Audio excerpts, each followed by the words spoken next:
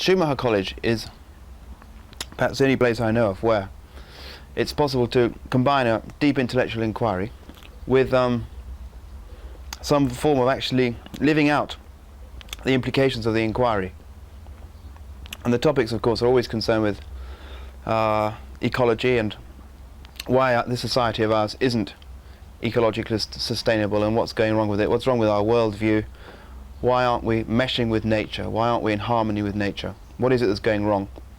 And also the inquiries are about ways that we might make things go right in the future. And so we look deeply into those things, but also we can begin to experience, just get a taste of what it might be like to actually live in harmony with the environment and with each other. So we live in a community, we all cook and we all clean, and that gives us a sense of comradeship and a sense of interdependence, because without all of us working together the whole place would just fall to pieces. So that's there, and that's a very important aspect of the ecological worldview, this sense of interdependence. But also very important is the fact that we're living surrounded by very beautiful nature, and that gives us a strong sense of inspiration, a strong sense of connection with nature. And of course we do more than just live in nature. We've planted many trees, we've done a lot of ecological restoration on the estate around us, and so we begin to get a taste for what it might be like to live like that over long periods of time. But it's only a taste, but it's one of the few places where Westerners can get such a taste, I think. And why now? Well, now, you know, the crisis is deepening, it's getting ever more and more serious. And as the crisis deepens, there's a sort of counter-response from the system itself almost, which means that people are becoming more and more aware of the fact there's a crisis. And so things have got so bad now that there was a need for Schumacher College. Schumacher College was, you know, the system's answer to the, or a system's answer to the problem. Many people are concerned now. They want to study, they want to experience these things. And so the college is fulfilling that need.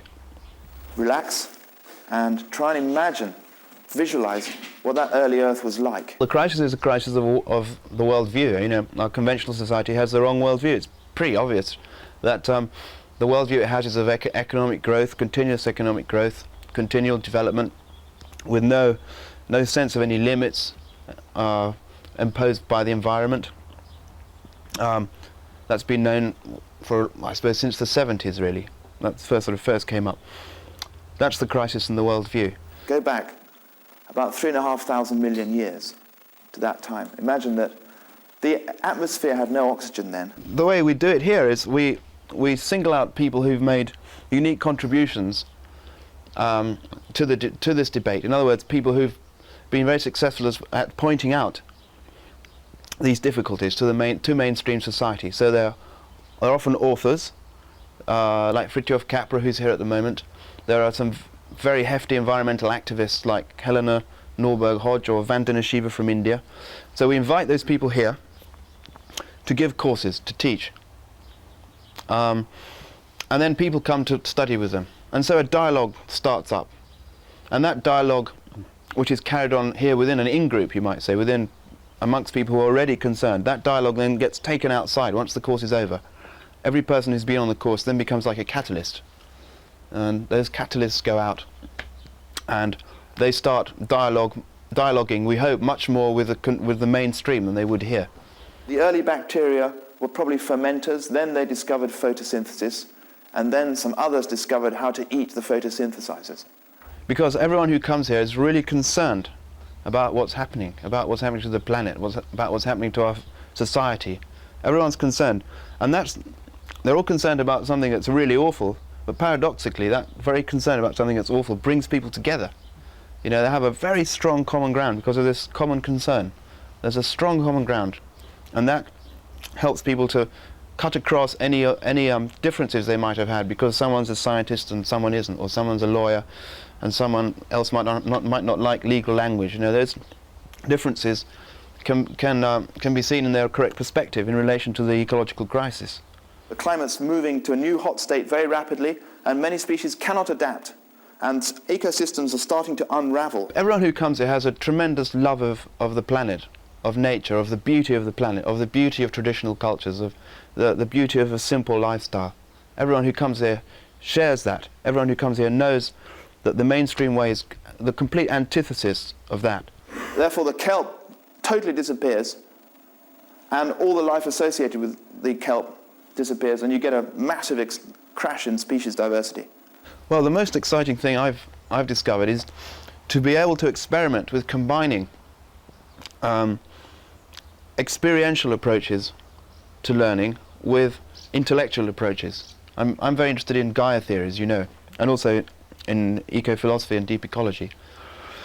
So I'm interested, say, in presenting what we know about climate regulation in an intellectual way, but in a fun way, but at the same time building experiential components to that, so that people get the information about the role of oceanic algae in climate control, and then somehow they can experience that, what it really means for them. They can identify strongly with the algae, with the whole process. And it's that identification that I'm really interested in.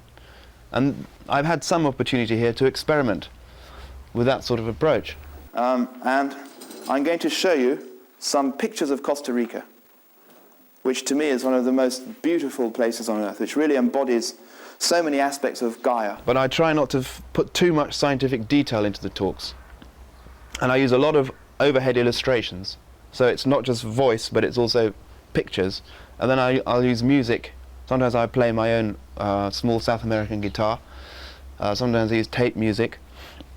And then we have some experiential exercises, the simplest of which is just to ask people to go outside on a lovely day like this, it's perfect, for about an hour, and in a semi-wild, in as wild a place as they can find, in a piece of woodland or by our pond here, and just sit there for an hour and identify, become part of whatever life forms appear. Could be a dragonfly, could be a plant, could be a bird. Just to really do that as a form of meditative practice, and to try and feel the linkages, the networking that's going on in the ecosystem.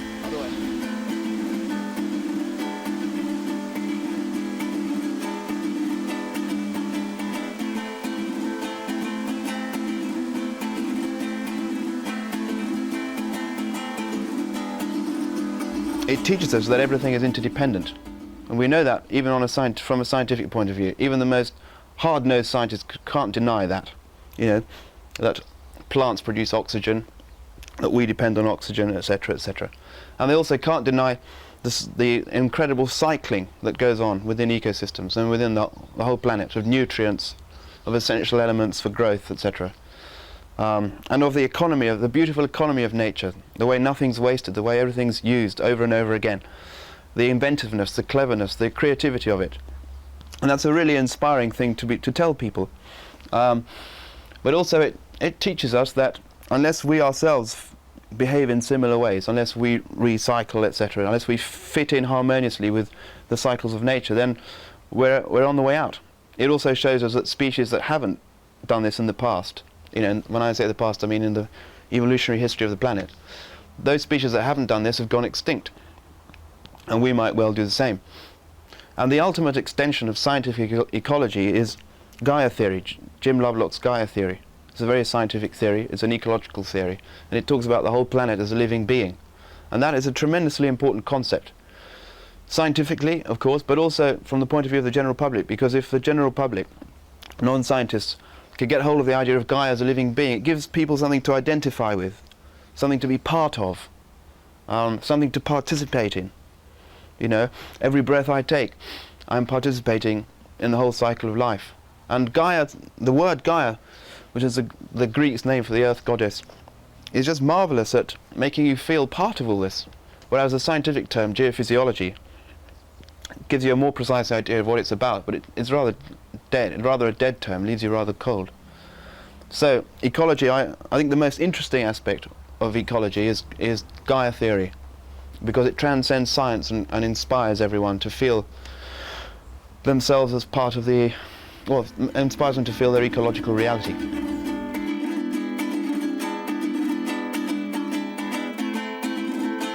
Ecology was a word coined by a biologist, and It refers to a branch of biology, so it's a branch of science which looks at the interrelationships between living organisms and their environment. I think in the 1950s, very few Westerners understood this. In the 70s it was a few more. Now in the 90s it's a few more. And I think the growth is exponential, but I think we're still at the early part of the exponential growth curve, so it hasn't reached the point where it's rocketing, you know, where there's 2,000 new people understanding it every second. But that might happen in the future. I predict it will. As the crisis worsens, more and more people will understand.